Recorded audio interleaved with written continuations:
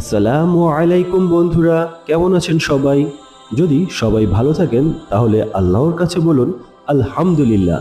আর যদি আপনার সুস্থতার দরকার হয় তাহলে আল্লাহর কাছে দুই হাত তুলে প্রার্থনা করুন আর বলুন, আল্লাহ আমাকে সুস্থতা দান করুন।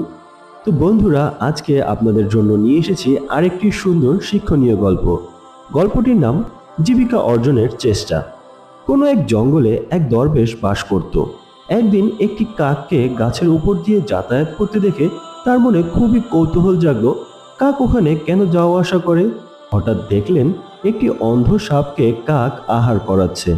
দরবেশ এই ঘটনায় আল্লাহর অসীম কুদরতের কথা বুঝতে পেরে মনে মনে ভাবলেন, আল্লাহ পাক যখন একটি প্রাণীর রুজি রোজগারের ব্যবস্থা বিনা পরিশ্রমে করে দিচ্ছেন, তখন খাবারের জন্য এত চিন্তা করে মাথা খারাপ করার কি প্রয়োজন রয়েছে? আমার খাবারও ঠিক সময়ে এসে যাবে। এই ভেবে তিনি আস্তানায় ফিরে এসে ইবাদত বন্দেগীতে মশগুল হয়ে গেলেন। 3 দিন 3 রাত চলে গেল, কিন্তু খাবারের কোনো ব্যবস্থা হলো না। আল্লাহ তাআলা তার জন্য কিছুই পাঠালেন না। অবশেষে তখনকার নবীকে আল্লাহ তাআলা দরবেশের কাছে পাঠালেন। নবী এসে দরবেশকে বললেন, তোমার শক্তি সামর্থ্য রয়েছে, তুমি কেন নিজেকে দুর্বল অন্ধ সাপের সাথে তুলনা করতে গেলে? তোমার উচিত অন্যের বোঝা না হয়ে অন্যের উপকার করা। দরবেশ তখন তার ভুল বুঝতে পারল এবং আল্লাহর নিকট ক্ষমা চাইল।